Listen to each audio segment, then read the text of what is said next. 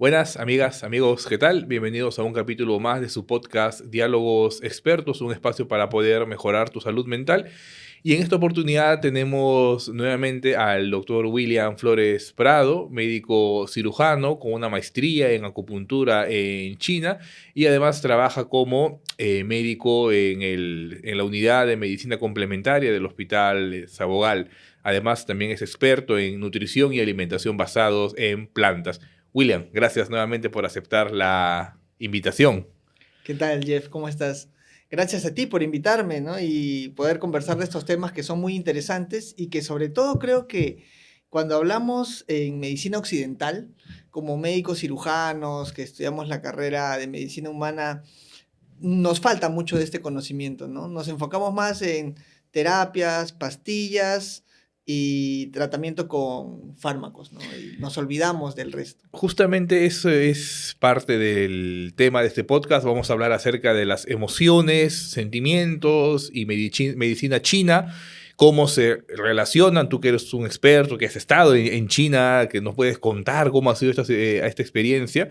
Y vamos a ver esta perspectiva holística, ¿no? Como tú bien has señalado, muchas veces en la medicina occidental, pues la forma de poder entender al ser humano es distinta a la que ocurre en la medicina china. Pues acá no vamos a hablar de temas principalmente científicos, de investigación y demás, sino de la filosofía que está detrás de la práctica médica, que creo que es lo más enriquecedor, porque si nos ponemos a comparar papers de investigación, bueno, eso es motivo de otra discusión, ¿no? Claro. Entonces, quisiera que primero nos comentes, William, un poco para que nuestros amigas que nos están observando te conozcan un poco más.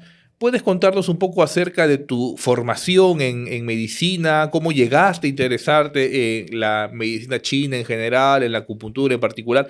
Para quienes no lo sepan, pues William y yo fuimos compañeros de promoción en la Universidad de San Martín, ya hace 20 años. Sí, pues, no, no. No, no No, tanto. no, sí, 20 Casi, años, casi. casi, ¿no? 2004, 2005, claro, 19, 19 años, claro, claro, ya 19 años. bastante tiempo, ¿no? ¿Cómo así ha surgido ese interés en ti, William? Cuéntanos, por favor.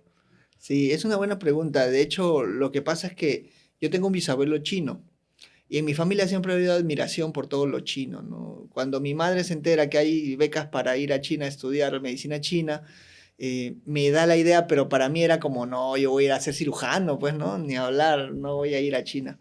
Pero con el pasar del tiempo, cuando estaba en el Serums, había muchos pacientes que no tenía cómo tratarlos. O bien no había el medicamento ideal, o bien no hay medicamento para ciertos problemas, ¿no? Como que tienes una artrosis y a ese paciente le das analgésicos. Y ahí lo tienes, o sea, en verdad no lo puedes solucionar, ¿no?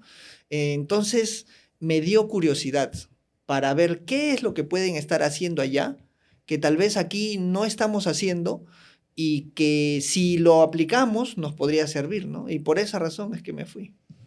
Tres Fue años me fui. 3 años, hiciste la maestría, fue un proceso de adaptación muy complicado, muy complejo, eso quisiera que nos cuentes un poco.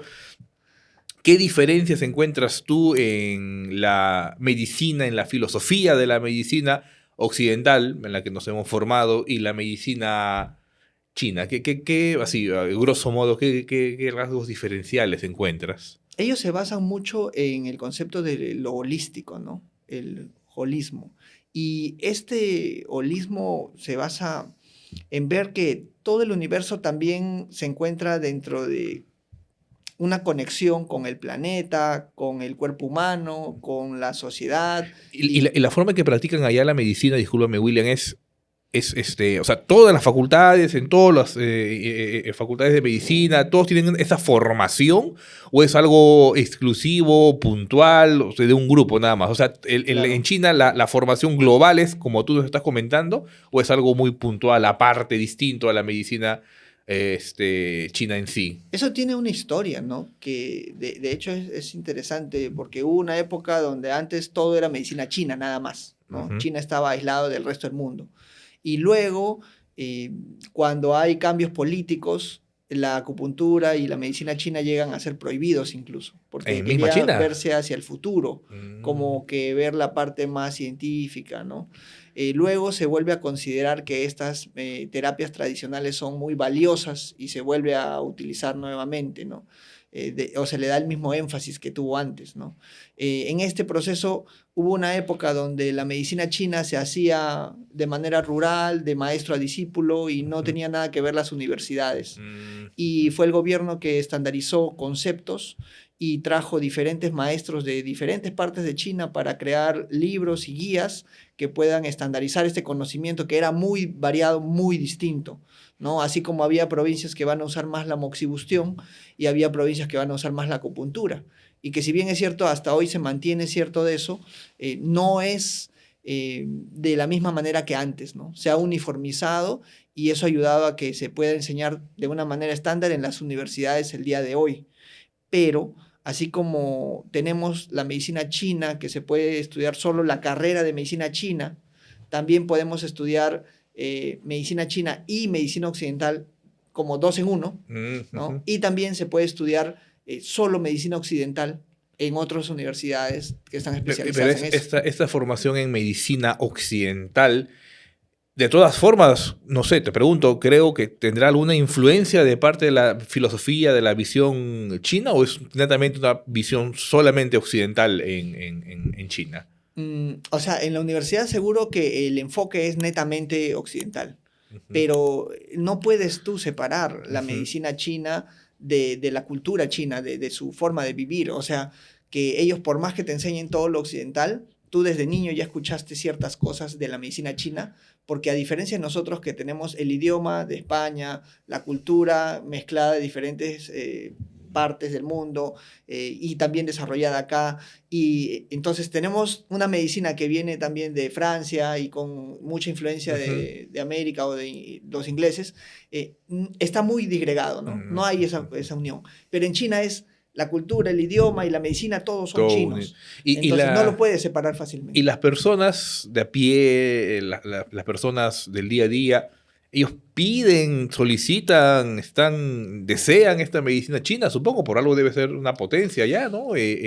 O las personas, lo que tú has visto en tu experiencia es que no prefieren ya, dejemos estas tradiciones, hagamos más medicina occidentalizada. ¿Qué es lo que busca o prefiere las personas allá en China?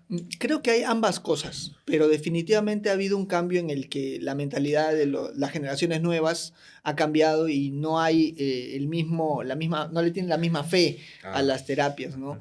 Que antes sí, ¿no? Y de hecho muchos pacientes que tenemos, igual que acá, vienen porque a un familiar le fue muy bien, entonces ellos por esa anécdota vienen o conocen más de estas terapias alternativas.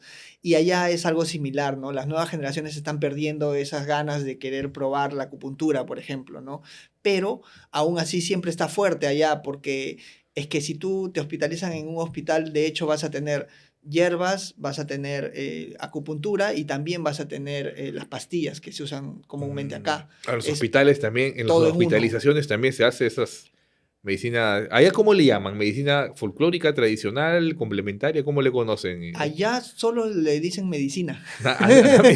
Obviamente, claro. Para ellos esa es la medicina, es la medicina china, ¿no? Pero le llaman medicina y punto. Nada más, ¿no? Y la otra se llama medicina occidental. Cuando ya son pastillas. No como acá, que acá es la medicina occidental, que le decimos medicina, claro. Y lo otro es el complementario, claro, el alternativo. Claro. Allá es la medicina. No. Una cosa muy interesante en nuestra medicina, William, y tú debes también haberlo visto en nuestra formación como profesionales, es que tenemos una visión, ya era desde nuestra formación, más biologicista, es decir, nos centramos más en lo biológico, en lo natural, en lo empírico, en lo numérico, y pocas veces en nuestra formación se le dio importancia a aspectos emocionales, de qué manera las emociones influyen o están asociadas con algunas dificultades. Ahora sabemos muy bien que pues, son cosas indivisibles, mente y cuerpo son una misma cosa, pero pues, hay la primacía por los aspectos físicos, ¿no? De hecho, pues, si tú ves en la currícula de cualquier universidad, los cursos destinados a salud mental, a psiquiatría, psicología y demás, pues tienden a ser menos en comparación al gran robusto que es la medicina física, biológica, por así decirlo. En ese contexto, ¿qué pasa en la medicina en China? ¿Qué importancia o qué papel juegan las emociones, los sentimientos, lo mental en la salud según la medicina china, William?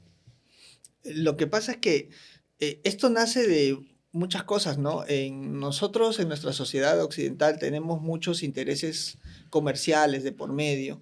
Entonces, si a ti 7 años te enseñan a medicar pastillas, y entonces es lo que mejor conoces y lo que más resultados te ha dado, Ujú. porque es lo único que haces, ¿no? Y tus profesores también lo mismo, y ves a los mejores investigadores del planeta haciendo lo mismo, entonces tú les vas a tener fe solo a eso, ¿no? Ujú. Y algo que no conoces vas a decir, ah, no, seguro no funciona, porque si no, me lo hubieran enseñado. Y lamentablemente es que si es que no hay el interés económico, nunca te lo van a enseñar, ¿no? Y así es como funcionan las cosas. En Estados Unidos es donde nace este interés económico de sistematizar todo para que se usen más fármacos, Ujú. y todo lo que es complementario, alternativo o que no está enseñado en una universidad y enfocado a las medicinas, a los medicamentos, tratar de sacarlo, hacerlo ilegal, ¿no? Y eso ha venido acá y hace que nuestra medicina propia, por ejemplo, tenías pues los hueseros, las parteras y un montón de gente que podía con conocimiento ancestral llevar a cabo ciertos procedimientos o ciertas ayudas a los pacientes, se prohibió, ¿no? Y ya se ve como algo malo que debería estar prohibido. En ese contexto es que nosotros en medicina china tienen otra forma de verlo, ¿no? Incluso ahora ellos las hierbas las están volviendo pastillas también. Ujú. Y así es como ellos han tratado de ir en contra de esos cambios en el sistema que se están promoviendo hoy en día. Pero al fin y al cabo el sistema es similar al nuestro en el sentido de que te dan una consulta de 10, 15 minutos, ¿no? Entonces no se puede abordar de la misma manera que uno quisiera a un paciente. Y en ese apuro es donde uno no tiene el tiempo necesario para poder ir a la causa de las enfermedades. Y termina pues recetando, tanto acá recetamos los medicamentos que las farmacéuticas nos enseñan a recetar, allá recetan las hierbas que se han hecho pastillas para que también Un modelo cumpla la misma similar. función, ¿no? Entonces, en ese paralelismo somos muy similares. La diferencia sería en que en la teoría de la medicina como base del tratamiento que vamos a llevar a cabo después es muy diferente. Por ejemplo, ellos reconocen que en el cuerpo hay dos tipos de factores que dañan el cuerpo: factores externos y factores internos. Entre los externos puede estar, por ejemplo, el calor, el frío, el viento, la humedad, ¿no? Que son factores que cuando entran a tu cuerpo te hacen daño. Como Ujú. alguna vez has escuchado a un paciente que dice, doctor, no puedo mover el cuello porque me entró el viento, Me ¿no? entró el aire, dice. Eso Ujú. es universal, no solamente es de nosotros o de gente que habla español. En China piensan lo mismo, Ujú. ¿no? ¿Y por qué? Porque tiene mucho desierto. Según los chinos, es que el aire entra, daña el hígado y daña los tendones. Y al dañar los tendones no puedes mover el cuello. Y el principal lugar donde puede entrar el aire, o uno de los principales, es el cuello. Por eso ellos sugieren mucho que la persona se cubra bien el cuello para dormir o para ir a lugares fríos, ¿no? Y así es como vamos entendiendo un poquito mejor este tipo de cosas, ¿no? Luego, en cuanto a los factores, porque habíamos dicho los factores externos, ¿no? Como el frío, el calor, la humedad. Pero hay unos factores internos que dañan el cuerpo, que son cuando la persona tiene daño de uno de los órganos principales, que en el caso de la medicina china son el hígado, el riñón, el pulmón, el vaso, el corazón y otros más que los acompañan, y cuando las emociones no están en su punto. Mm. Cuando las emociones están desreguladas y la persona no ha sabido gestionarlas, o una está afectando a las demás, va a dañar no solamente los órganos internos del cuerpo, sino que nos predispone a que el agente externo, como el frío, el calor, ingrese más fácilmente o nos dañe más fácilmente. Y así es como que todo está conectado al fin y al O cabo. sea, en la medicina china sí se le da una importancia fundamental a la salud mental, digámoslo de esa manera, ¿no? O sea, ahí ellos consideran que la depresión, la ansiedad, este tipo de situaciones pueden afectar el desarrollo de posibles condiciones mentales, ¿no? Sí, es que desde el concepto Condiciones físicas, perdón. desde Ujú. el concepto del holismo ya, ellos ya la tienen diferente, ¿no? Ni siquiera tienes que llegar a tener ansiedad o depresión. Basta que tú pienses mucho, eso ya ellos ya lo conocen como excesivo pensamiento, y es algo que hay que corregirlo, Mm. ¿no? Y basado en eso, por ejemplo, en mi libro que promocionamos la otra vez, El elefante en la habitación, ¿Dónde tu libro? hablé... Hubieras traído tu libro, güey, para No ponerlo acá. ahí lo vamos a mostrar, si no Ya después. ahí lo mostramos Y, ya. y ahí hablo de una frase que creé, ¿no? Basada en estos conceptos. Es pensar mucho, pensar poco trae problemas, Ujú. pero pensar mucho trae enfermedades.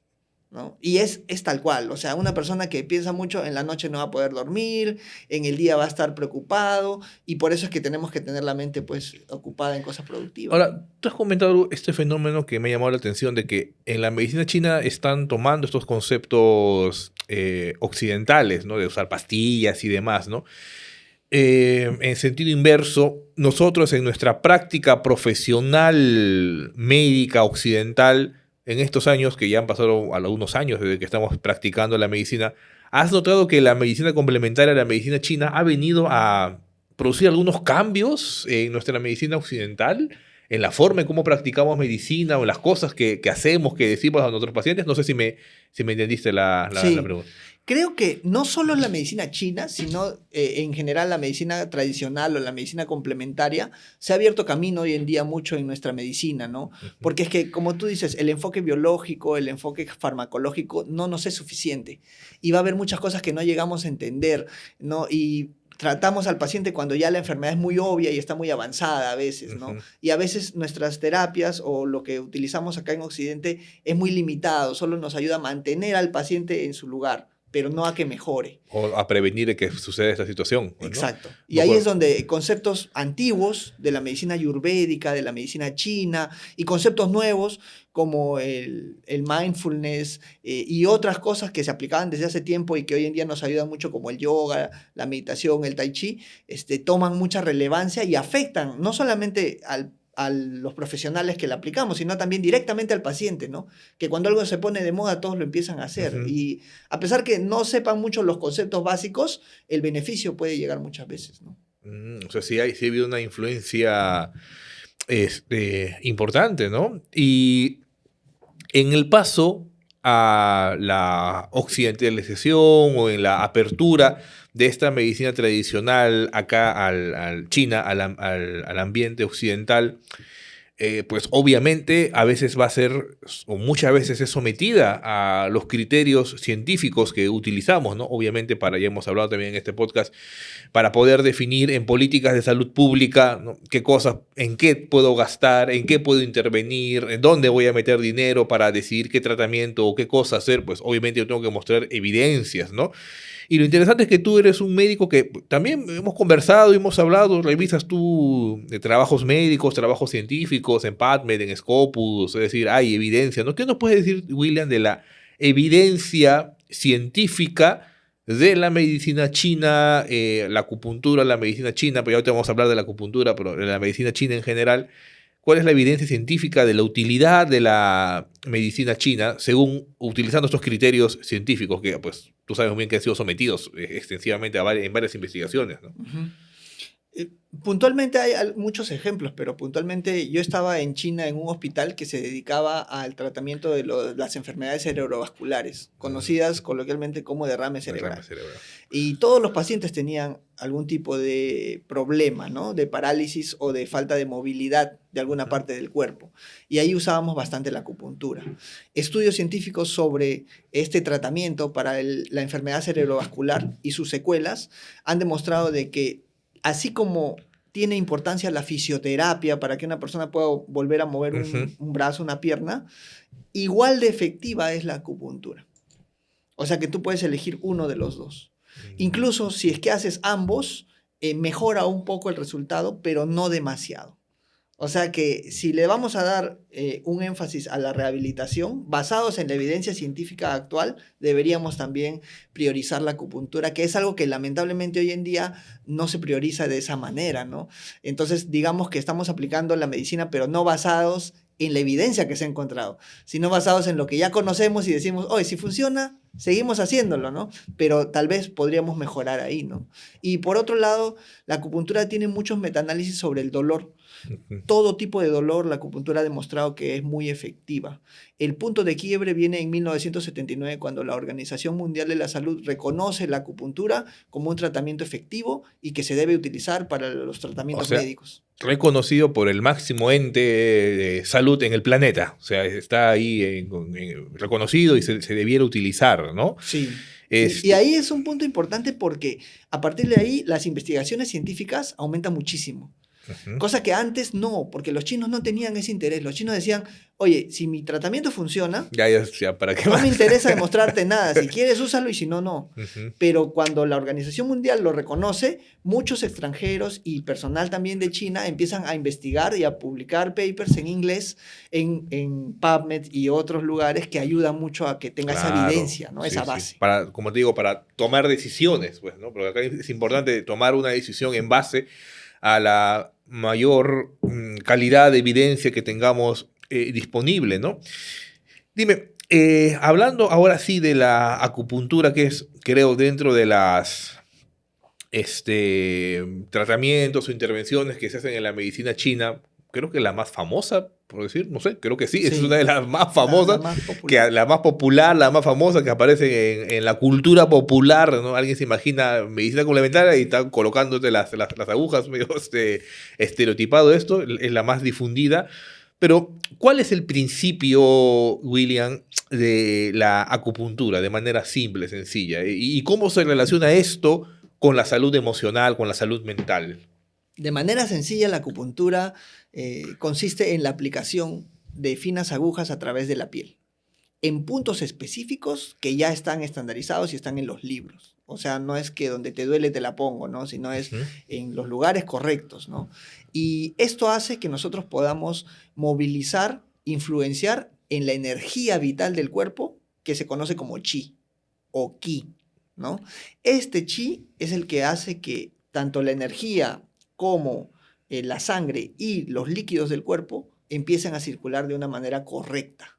Y eso nos ayuda a tratar factores externos, como habíamos hablado del calor, el frío, el viento, la humedad, factores internos, como la parte emocional, y también desbalances en los órganos principales que habíamos mencionado y que tienen, por ejemplo, problemas con el yang o con el yin, que es un concepto fundamental para la medicina china. De hecho, si queremos hablar de medicina china, tenemos que mencionar siempre el yin y el yang, que es un concepto básico, los 5 elementos y los órganos Sanfu, que son los órganos principales que habíamos mencionado anteriormente. ¿Y esto cómo se utilizaría en el tratamiento de las emociones? ¿Hay alguna relación? Porque déjame decirte que sí he revisado algunos metaanálisis y estudios que documentan cómo la acupuntura puede ayudar inclusive, y la medicina tradicional china, para la depresión, para la ansiedad, o sea, puede tener cierta utilidad, ¿no? Pero ¿cómo se daría esta relación? Sí, de hecho hay muchos estudios, ¿no? Leí un estudio interesante sobre depresión y comparaban agujas y tratamiento farmacológico. Ujú. Y la ventaja de las agujas era que los efectos adversos eran menores, pero el resultado era similar, ¿no? En ese sentido, la acupuntura es muy útil, pero ojo, hay que tener en cuenta la severidad del caso. Claro. Va a haber casos muy severos donde el tratamiento farmacológico se hace fundamental y es prácticamente irreemplazable, ¿no? Pero para otros casos es una muy buena opción que, por supuesto, que hoy día no se está utilizando lo suficiente, ¿no? Por ejemplo, un estudio con ansiedad se medían los niveles de cortisol en la saliva y descubrieron de que también la acupuntura es suficientemente efectiva como para poder en ciertos casos de ansiedad reemplazar los fármacos, ¿no? Mm. ¿Qué cosas importantes sobre este punto? Que tenemos que tener criterio para saber cuándo podemos usar este tipo de terapias o tratamientos y cuándo debemos referir al paciente a un profesional adecuado, como es el psicólogo, el psiquiatra, ¿no? Porque si nosotros tratamos de resolver todo solos, ahí es donde se pueden cometer errores. O puede ser que trates a un paciente y no sea suficiente tu tratamiento, Ujú. ¿no? Y eso es lo que hay que evitar hoy en día, ¿no? Ahora, esto me llamó la atención, esto del flujo de la energía. eh, es mi mente de médico occidental. ¿Eso fisiopatológicamente cómo se explica? O sea, que es la aguja va al sistema nervioso, va a las venas, a las arterias, a la linfa. ¿Qué es lo que fisiopatológicamente sucede ahí? Hay muchas explicaciones que han tratado de darle, pero eso es de nuestra mente científica, ¿no? Claro, sí. Este, Perdóname por... sí, Pero ahí tengo que... Quiero entender. viene de ese lado, ¿no? De nuestra mente científica curiosa de entender qué es lo que está pasando. O sea, no me digas de que la energía, porque yo no veo nada de eso. Es como una arteria y una vena, yo la veo. Claro. Pero los O el meridianos, nervio. que son los canales de la energía, no los veo. Entonces, ¿cómo demuestro que existen? ¿No? Hay muchos estudios que han tratado de demostrarlos, ¿no? Pero uno que se hizo con unas sustancias de contraste, Ujú. demostraron de que en los puntos donde los chinos han considerado mayor importancia porque son puntos de acupuntura, la sustancia de contraste tiene no se va en círculo, sino se va como en un patrón lineal, Ujú. que es similar a los meridianos que van como líneas a través del cuerpo, ¿no? Mientras que si lo pones en cualquier otro lugar, se hace como un circulito Ujú. de ese patrón de contraste, ¿no? Entonces, esa sería una forma científica, metodológica de poder observar algo, ¿no? Pero, por ejemplo, cuando hablamos de enfermedad cerebrovascular, se habla de muchos mecanismos, ¿no? Causar dolor ya envía una señal de ida hacia el cerebro y luego puede estimular una señal de vuelta motora, ¿no? Porque se hace una conexión sensitiva y vuelve Interesante, motora, ¿ah? ¿no? Claro, Esa claro. era una de las Una de las teorías posibles que se explicaciones. ha manejado mucho en este tipo de tratamientos. Pero no solo eso, sino que tú al ingresar con un cuerpo externo hacia adentro del cuerpo, va a haber un rechazo, una inflamación y Ujú, una alteración en el sistema cardiovascular, porque vas a generar inflamación y la circulación va a cambiar. ujú. Y eso también va a afectar no solamente el sistema inmunológico, sino también cardiovascular, neurológico. Y nosotros sabemos claramente que si estamos afectando esos Ahora sistemas, sí te entiendo.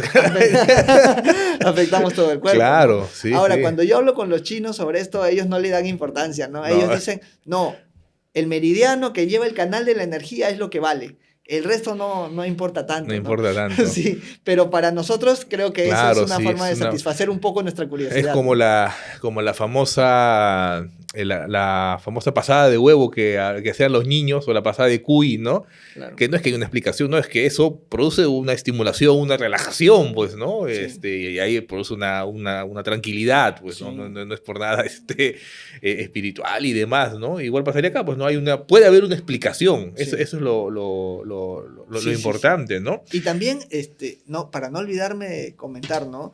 Sobre lo que me preguntaste, la conexión entre las emociones y los órganos o los 5 elementos que tiene el cuerpo es importante porque eso, digamos que no tiene tanta evidencia sólida, pero si tú lo observas en la naturaleza y en ti mismo, vas a decir, oye, esto es cierto, ¿no? Entonces, puedo mencionar algunos ejemplos, ¿no? Ujú, Cuando hablamos de los órganos principales que habíamos mencionado, también se corresponden con una emoción. Cada uno tiene una emoción, ¿ya? Y le voy a dar un ejemplo con cada uno de ellos. Cuando hablamos del miedo, estamos hablando del órgano del riñón, ujú, ¿ya?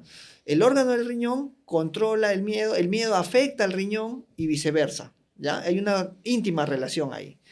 Cuando nosotros vemos a un perro o a una persona que tiene mucho miedo, una cosa que vamos a observar es la relajación de los esfínteres, ¿no? Y ahí es donde vemos la conexión entre el riñón y el miedo, ¿no? ujú. Entonces así ya no te lo olvidas, ¿no? Luego, cuando vemos una persona que está iracunda, con mucha ira, siempre vas a escuchar que dices, no haga hígado, Ujú, ¿no? Es una relación entre la ira y el hígado. Y de hecho, la fascia que vemos, o sea, cómo se ve el paciente por fuera, se ve medio intoxicado de tanta ira, ¿no? Y cuando el hígado no funciona, también se ve como una persona que está intoxicada porque no metaboliza bien, etcétera, ¿no? Luego, la parte de la tristeza tiene que ver mucho que ver con los pulmones. Y una persona te puede decir que no está triste, pero a cada rato está suspirando, ¿no? Entonces te vas a dar cuenta que hay cositas ahí que te están indicando algunas cosas, ¿no? Luego, en el caso de el corazón, tiene que ver mucho con la alegría. Y cuando una persona está muy alegre, pues obviamente se emociona, ¿no? Y ahí es donde tiene riesgo de que le pueda dar hasta un infarto, ¿no? ujú. Entonces tiene mucho ahí esa relación. Y por último, el vaso, que tiene mucho que ver con el exceso de pensamiento.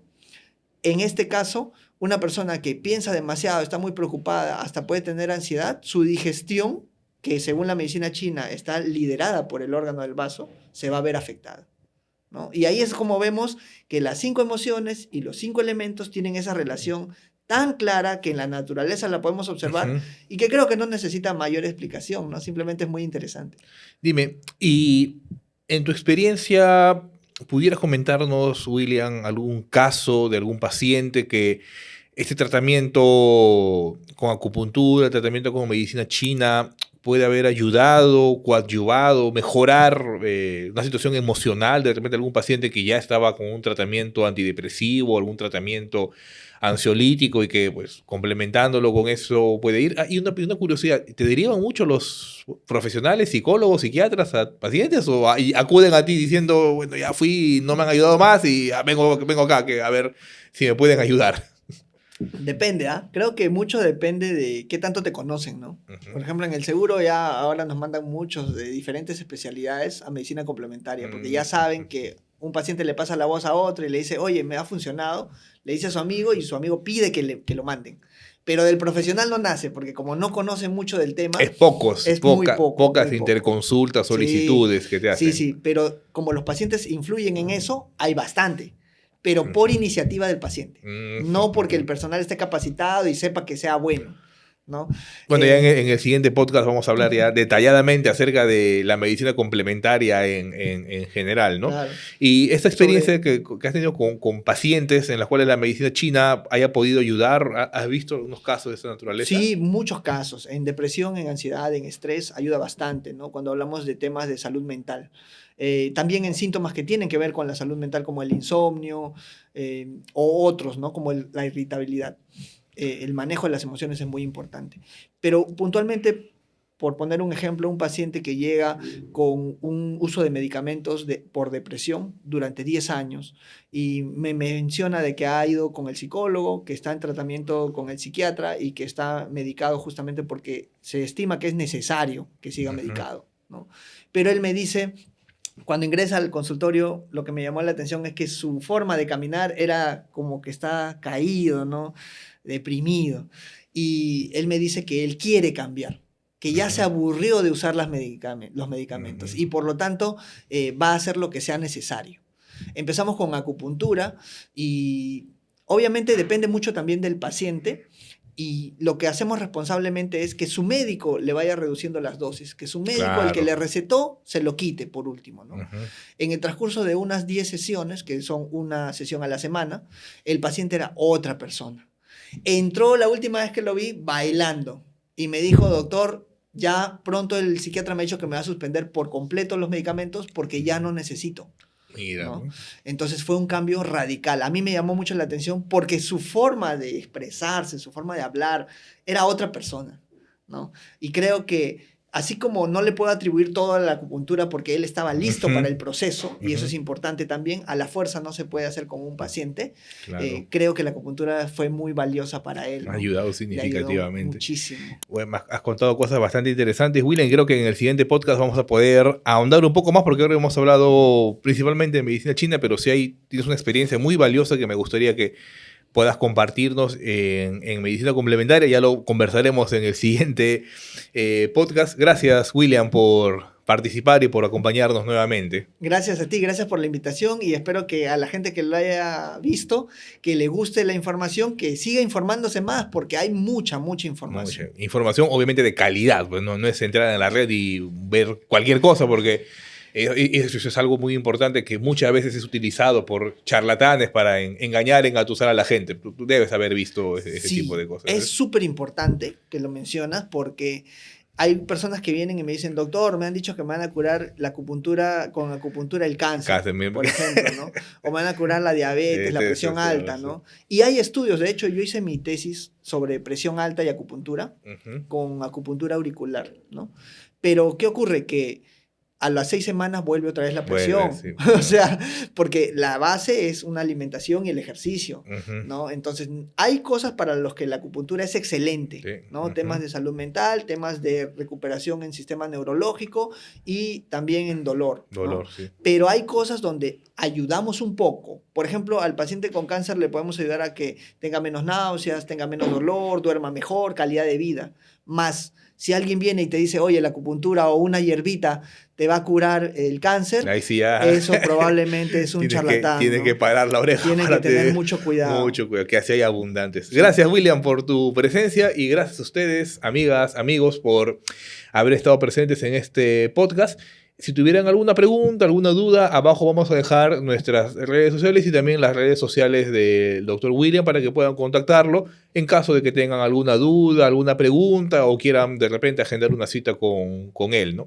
Es muy importante tocar estos temas porque, como siempre he dicho, el ser humano es mucho más complejo. El sufrimiento humano no se puede entender solamente desde una perspectiva médica, pues lo vemos nosotros como psiquiatras, como profesionales de salud mental, y por eso es muy importante utilizar todas las herramientas que hayan demostrado efectividad para poder ayudarles en su mejoría. Gracias a todas, a todos por su atención y nos vemos la siguiente semana. Hasta luego.